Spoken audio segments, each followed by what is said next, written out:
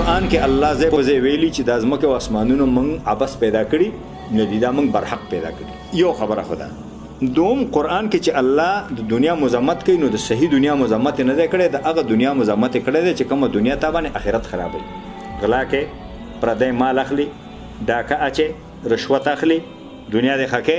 یعنی د هغه دنیا مذمت شوی دی، د هغه مال او دولت مذمت شوی دی چې هغه ته باندې آخرت خرابوي او هغه ته باندې آخرت بربادي. او ته د هغې په حرص کې او د هغې په لالچ کې او د هغې په مینه کې دینه اخته شي چې نه په ځان لګې، نه په اولاد لګې، نه په دوستانو لګې، نه د الله په لار کې لګې، هیڅ کې نه لګې، همداسې راغونډې دغه دنیا الله مذمت کړي. قرآن کې کله الله د دې تقبیح نه ده کړې چې مسلمانان د دنیا آباده کړي، دنیا کې د ښایسته سړکونه جوړ کړي، بلډینګونه دې پکې جوړ کړي، آبادۍ دې پکې جوړ کړي، کارخانې دې پکې جوړ کړي، باغونه دې پکې جوړ کړي، د دنیا تعمیر دې وکړي، د دنیا اعمار دې وکړي. دې ته قرآن کې تقبیح نه شوی، بلکې دې ته خلک ترغیب شوي دي، دې ته خلک ترغیب شوي دي. حدیث پاک کې راغلی نبی صلی الله علیه وسلم فرمایلی چې اسرافیل علیه السلام شپېلۍ وهي او ستاسو په لاس کې نیالګۍ او د کینولو چانس یې نو کینولو چانس یې کینوي. همدغه شان دنیا د تعمیر او د دنیا د آبادولو او د دنیا د سمولو کې دین ترغیب کړي، خلک ترغیب کړي دي. دنیا کې سړکونه مسلمانانو ویستي دي، دنیا کې شفاخانه اول مسلمانانو جوړې کړي دي، دنیا کې سرایونو په لارو باندې مسلمانانو جوړ کړي، مسلمانانو دنیا ته ډیره ترقی ورکړې ده، ډیر پیشرفت ورکړې. که دین دا اجازه نه ورکړي نو ولې به داسې کوو؟ دا د دین اصلي تصور دی. دین چې د کومې دنیا مذمت کوي، د کنجوسانو، د بخیلانو او د هغه خلکو د دنیا چې هغه په ناروا باندې جمع کوي، نور مسلمانانو ته پکې تاوان رسوي او بیا د خیر په کارونو کې لګوي نه، نو هغه دنیا کې څه، هغه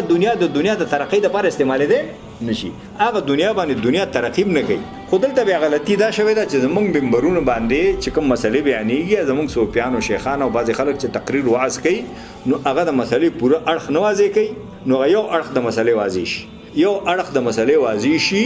نو هغې نه د خلکو ذهن ته دا شی جوړ شي چې د دنیا ته د دین عموما د دنیا ته بد ویلي، او بیا د همدې غلط په تصور کې بیا جاهلي تصوف مخې ته راغی. جاهلي تصوف مخې ته راغی چې دنیا سره کار مه لره، د دنیا آبادۍ سره کار مه لره، د دنیا حکومت سره کار مه لره، د دنیا سیاست سره کار مه لره، غره کې کېنه، ځنګله کې کېنه او ذکر فکر کوه، بس دا نیکي ده. او د جاهل او عوامو په تصور کې هم دا راغله چې ښه سړی همدغه ته وایي چې غره کې ناستي، ځنګله کې ناستي، سوري کې ناستي، خیرني خچڼي خیرې پې وهېږي، سپږې خوري، هلته ناستي او هغه به دا ښه سړی ده ځکه چې د دنیا پرېښي. دا د جاهل او عوامو په ذهن کې هم دا خبر راغلی. دا دیني تصورات نه دي. په دنیا کې ښه سړی همغه سړی دی چې تجارت هم کوي، کار هم کوي، مزدوري هم کوي، محنت هم کوي، خو دا ټول حلاله طریقه باندې کوي، لار هم جوړوي، سړک هم جوړوي، دنیا هم آبادوي، یتیم سره کومک هم کوي، مسکین هم کوي، د دنیا تعمیر او اعمار هم کوي، او ورسره دغه خپل دنیا چې دی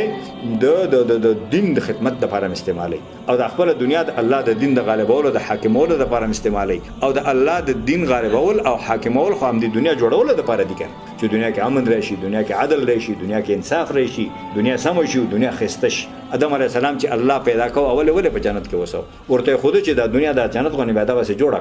مولانا مودودی چې تفسیر قرآن کې ځکه لیکلي چې دنیا کې تاسو څومره بلډینګونه وینئ، څومره باغونه او خسته شیان وینئ، دا د هغه عکس دی چې آدم علیه السلام په ذهن باندې پروت،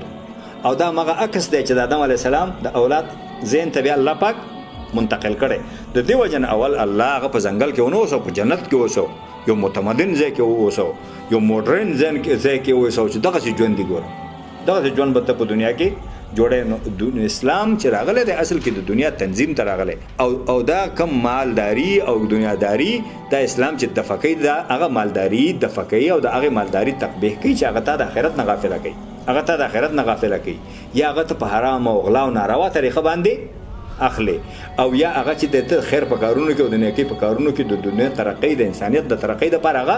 نه استعمالوي. نو ولې داسې دنیا ته د کاپیران ښه وایي، دې ته خو هغوی هم بد وایي، دې ته خو هغوی هم بد وایي، خو یا دا شی زمونږ طرف نه ښه تشریح کېږي نه، دا خبره ښه نه تشریح کېږي، او یا چې هغوی د زه د نورو ډېرې خبرې زمونږ غلط رنګ کې پیش کوي، نو دا خبره به هم زمونږ غلط رنګ کې پیش کوي. خو زما په خیال باندې دا شی ښه نه تشریح کېږي، ځکه که دا شی ښه تشریح کېدی بیا په موږ مسلمانانو کې خو به دا نظریه نه پیدا شوې که نه. ولې پلانه ډېر ښه سړی دی، ولې هېڅ کې کار نشته، هېڅ کې کار دا نه څنګه ښه سړی شو چې هېڅ کې کار نشته، دا خدای ولې پیدا کړی. پلانه ډېر ښه کار دی، سیاست کې څه کار نشته، سیاست کې هغه چې په شرابونو نشه کې ماست په پارلمان کې ولاړې خبرې کوي، د هغه کار پکې شته. پلانه مولوي صاحب ډېر ښه سړی دی، سیاست کې بیخي کار نه کوي، دا بیخي ښه سړی نه دی نه، د پکې بدکار پیدا شي که نه. دا د خدای مخلوق ولې پرېښی دی ظالمانو غلو د ډاکوانو دا تصور مسلمانانو کې پیدا شو دا ښه مولوي صاحب د په سیاست کې ګوتې نه وایي پیران ښه خلک دی په سیاست کې ګوتې نه وایي ولې نه وایي د عالمانو دا وظیفه ده د انبیاو دا کار موسی علیه السلام فرعون ته نه وتلی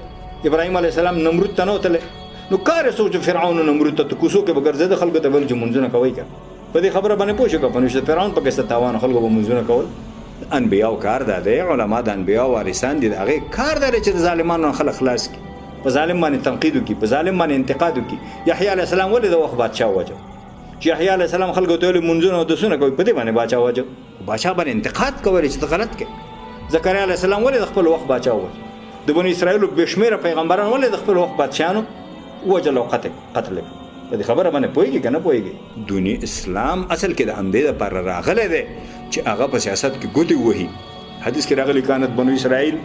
تسوسهم الانبیاء د بني اسرائیلو سیاست پیغمبرانو کو کلما هلک نبی خلفه نبی چې پیغمبر مړ شو پسې به بل راغی وانما انا خاتم النبیین لا نبی بعدی ظاهري پیغمبر ما نه پس نشته دی بل پیغمبر سيكون خلفا زما خلیفګان به هغه په سیاست او علما د انبیاء وارثان هغه په سیاست کې مداخله کوي هغه حکومت ته صحیح لاره کوي انتقاد بکوي اگر که هغه پکې مړ کیږي کو ژوند کیږي کار شي کیږي دا هغه مسؤلیت دی هغه عالم یا هغه دینی ډله یا هغه پیرو هغه د سره خسړی نه دی بلکې هغه طاغوت لپاره اصل کې کار کوي شیطان لپاره اصل کې کار کوي چې هغه د حکومتي معاملاتو کې مداخلت نه کوي یعنی انتقاد نه کوي ځنه هم چلته لاړ شي ماموریت دی وکړي ماموریت دی نه کوي په جومات کې د ناستي خو خبره دی کوي او دی چې دا کار غلط ځکه عوام هم پوه شي چې صحیح خبره کومه ده چې عالمان څه وایي خلک به هم پوه شي او بیا چې عالمان خبره وکړي او پیران خبره وکړي او خلک خبره وکړي حکومت به غلط کار کوي هم نشي د ویرې حکومتونه خو ځکه د ویرې غلط کار کول نه ویریږي چې دوی ته وایي تاسو غرض مه کوئ او جاهل عوام او جاهل ډګروالان چې په جوماتونو کې ناست دي هغه هم په دې باندې نه پوهېږي ملایان ته وایي تاسو سیاست کې خبره مه کوئ پرې چې وکړي چې خبره وکړي متوازنه خبره وکړي معقوله خبره وکړي چې وویریږي حکومت وویریږي چې هغه غلط کارونه ونه کړي نو دغه شیانو باندې موږ بعضې وخت کې نه پوهېږو او غلطې خبرې کوو او ښه سړی هغه ګڼو چې دنیا کې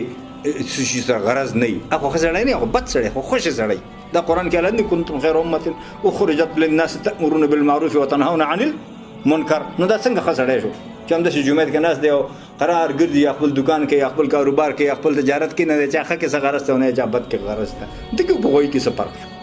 چې ګرځي ډوډۍ خوري او خلاص دنیا کې چار شی کېږي د هغې نه دی خبر نه دی دا انتقاد نه کوي پوزوکیوفي به خبرې کوي شینکۍ کړو خیل به خبرې کوي سپنتا به خبرې کوي په نشه کې بدمست سیاستدانان به خبرې کوي پدرام به خبرې کوي جنرال طاقت به خبرې کوي او ملا به خبره نه کوي